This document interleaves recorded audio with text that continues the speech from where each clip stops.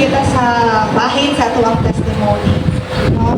Dira sa 2 Timoteo 1:8, busa ayaw kaulaw sa pagsugilon uban sa pagsugilon sa uban sa pagitungod sa atong Ginoo ug ayaw ko sa ikaulaw nga nabiso ako dili. Ora siya giingon ni Timoteo, hinuon pag-ambit sa mga pag-antos tulad sa maayong balita pinaagi sa tabang sa bunod sa Ginoo. No, ang testimony sa tao usa ni siya ka tool, powerful tool para mag-share sa word ni Lord. And usahay i-argue na to ba about sa itong mga pagtulunan, ang ato ang pagtuo na anong naaman mo dira na parihara man na. Pero kung ikaw dili nato maninay ang ato ang personal experience kay Lord, no? So dira sa ato ang testimony, ato ang nahatagan si Lord o pasidungog, dili yun na nila ika-away ba? Dili yun na nila ika-argue na ganong ingon anak ka-faithful karon kay Lord nga no patong sa una nga wala ka diraa, wala ka sa tama nga pagtulunan. So labi na og makita sa imuhang kuan, sa imuhang everyday life nimo, sa imuhang gikinabuhi ba nimo, no? Dili gina ma-deny. Makita gid na sa tao mo, gawas gid na sa imuha. So karon akong tawagon si Sis Ami nga maghatag og testimony kanang tanan.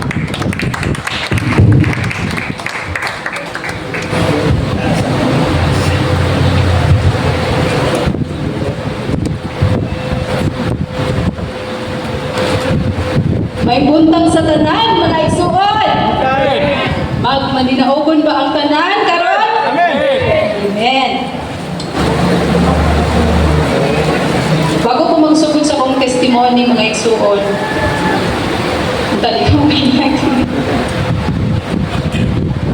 I would like to thank our Lord Jesus for this opportunity na makatindog diri sa inyong atubangan o ma-share na ko ang akong life testimony. Nagdako mi nga kanang palasimba sa amuang lugar kay naami kining kapilya o kanang namad-ana mo sa among mga ginikanan na nagasimba sila, ginadala nila kada Domingo sa kapilya. Kay tungod po akong papa, grabe ka devoted. Unya, akong papa dili na ko malimtan nga always siya nagaistorya sa amo nga panimbag yun mo. Bisan natigulang na lang siya, panimbag yun mo.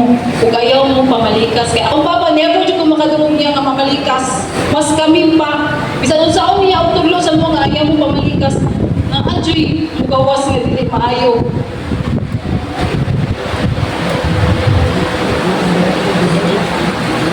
Unya, late na ako na hibalaan, kanang kuwan na naminyo na ko.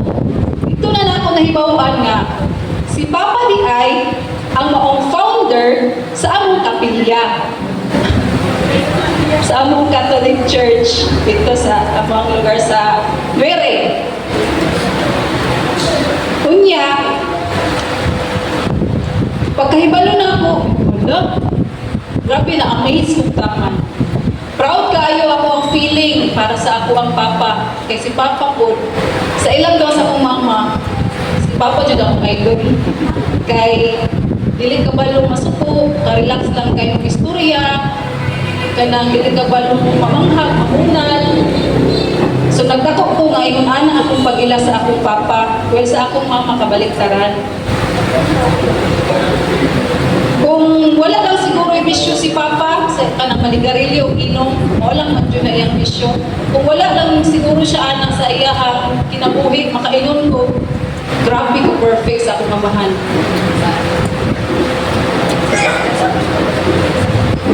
Unya, ganong naabot ko diri na ministry. Naabot ko diri ang mga igsuon kay tungod sa ako ang first cousin cousin na si Cheng, sis Cheng. First cousin ako si sis Cheng o si Bro Cesar.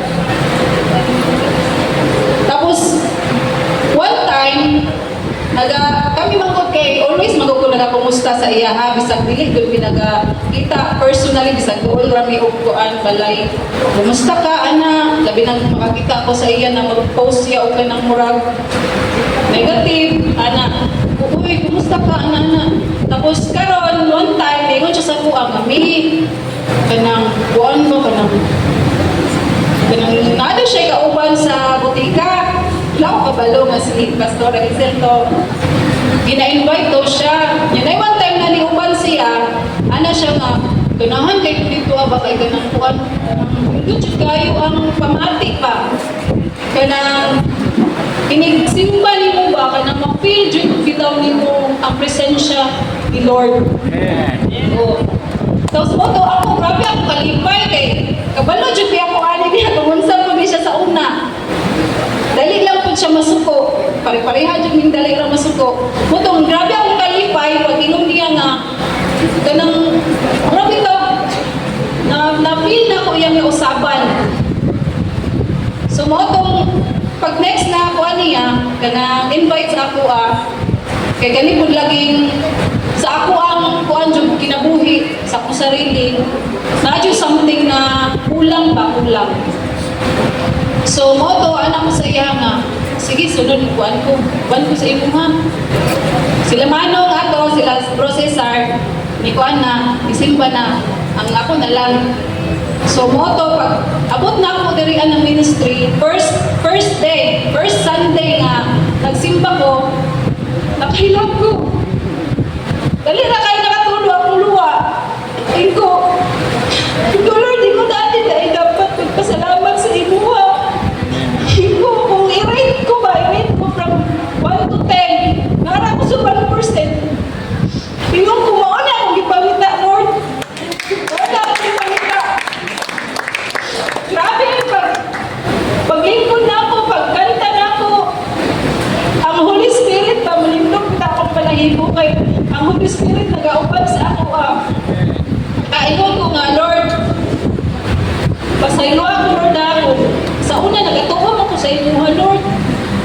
Pero, dili jud ka ng, kuan ba, full 100%. Bisan pa man ka ng devoted kayo akong Papa. Pero, dili magod sa tanang panahon na ang imo nga mga ginikanan kanang makuan jud kanila ba, ma-encourage. Sometimes kanang nasa laing tao ang susi.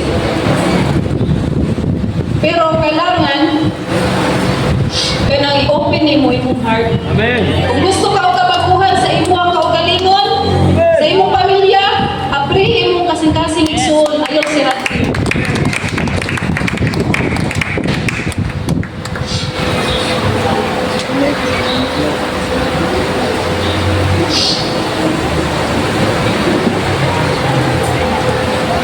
Pagsimba na ako diri akong mama, mo'y number 1 nga basher na ako.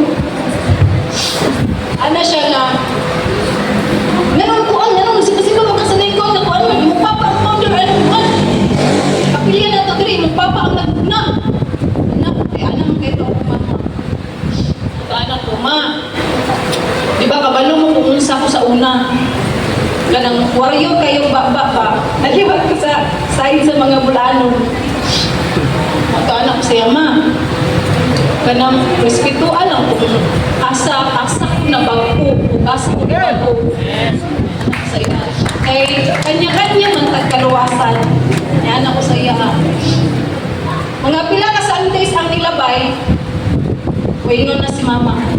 Manimba mo ron. Dilit na siya masuko. Okay na sa iya nga, manimba mi dilit. Dilit na dito sa kuan ka na. Imog na sa among amahan. So salamat kaayo, nagpasalamat ko dako kay Jesus. Thank you, Lord. Kay gidawat na ni mama kung asa ang ako ang heart. Amen.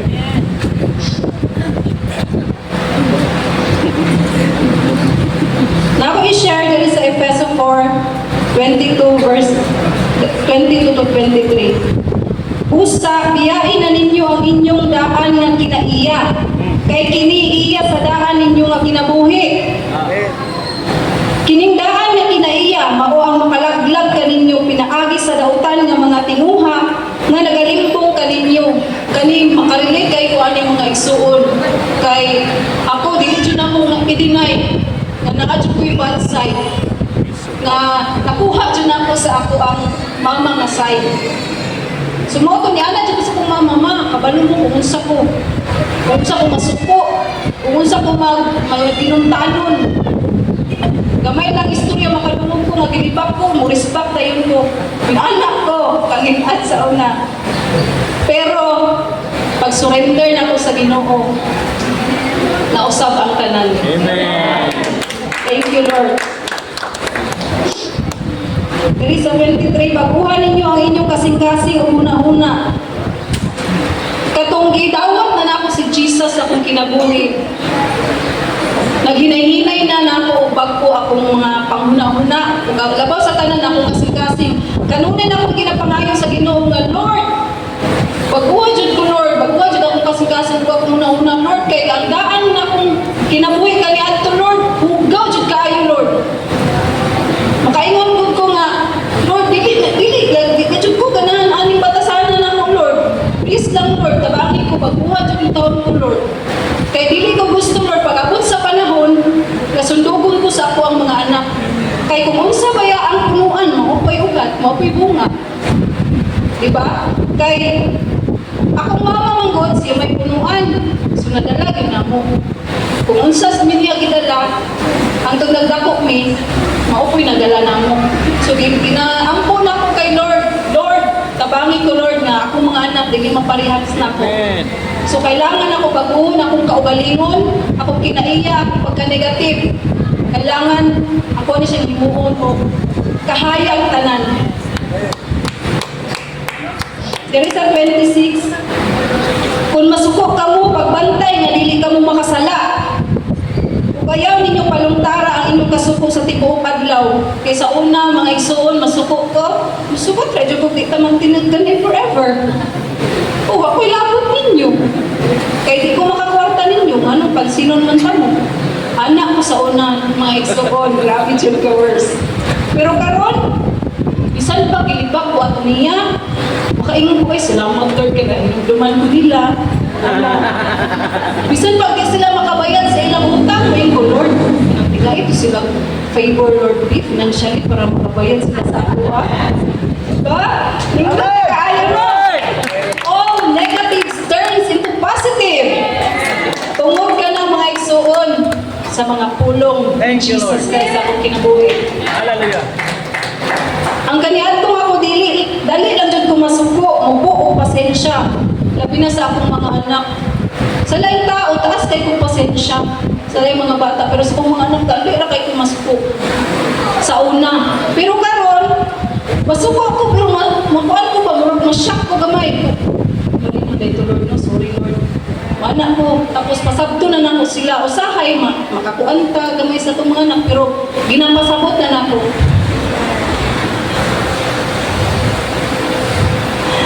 Basta na lang ang tigas.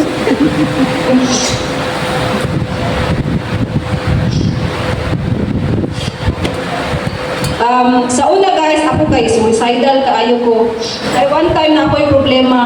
Tinuod ko ng story nga muhungong sa pikas na muhungong sa pikas dong gani mo nga sige paghimo og gibuhat jud na ako pero dili pa itugot ni Jesus na kuhaon ko sa dautan.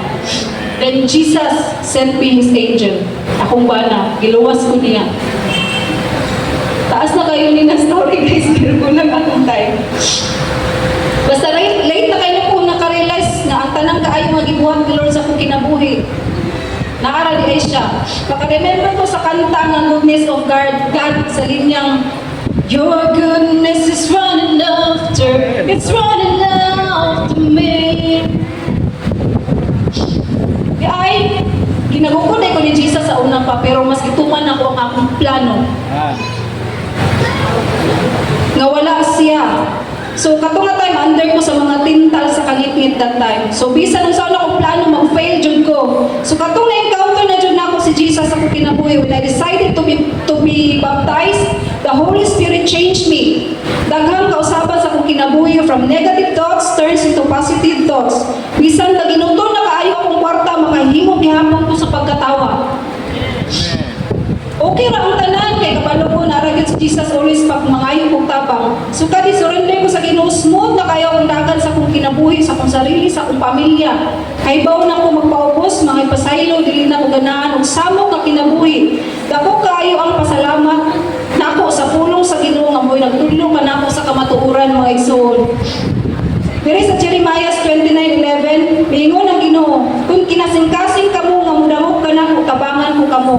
One time kusog kayo ang hangin, ulan, naglupad ang ubang atop sa silingan paingon sa kalsada. Ilang balay mura naglata, ang atop na yupi sa kakusog sa hangin nga nagtuyok-tuyok. Salamat sa Ginoo igurang niya ang isalipod sa among balay ug didto padulong sa among atubangan ay mga punuan nga natumba. Pero tungod grabe ang pag-ampo siya kinasing-kasing tiunay jud ang pag-ampo giproteksyonan gyud ang among balay. Wala gyud na unsa. Nya katong ikaduha, katong dalaga pa ko ang ginampo ginako sa Ginoo nga Lord. Tigay taon ko lalaki lang jud na akong gusto ng mga anak Lord. Then He gave me 4 sons. Amen. Tinuod gyud pag tinoy ko pag-ampo siya ha. Kanang kuan jud ba ihatag jud sa imuha. Number 3, Lord, mao ni akong gusto sa usa ka banan, Lord. Ako ideal husband. Ganun takog lawas para protektahan ko sa may kanang pag may manakit sa kuha ba, ano sa mga bagay ba, makaprotekta sa kuha. Mao to, sayang lang wala akong bana, di ko makakita. Gitagaan ko ni Lord og takog lawas nga bana. Tinood siya ng kuan. Kanang gihatag siya niya ang mga pag-ampo. Kugihan og doon sa Ginoo. Abi na ako, wala siya kaila Ginoo. Pero di ay ang ilang high school, eskwelahan sa una, naadi ay kuan, religion. Nakabasa siya mga Bible verses. Then, another sin, kusog kayo hangin umulan bago pa human ang balay. Pero matingala kang anong nagbanaw ang tubig, kusog kayo ang ulan. O ang gibuhat na ako, nagampo ko. Ako at yung gilag akong hands sa Ginoo sa gawas sa balay. Anak ko, Lord, maluoy ka Lord.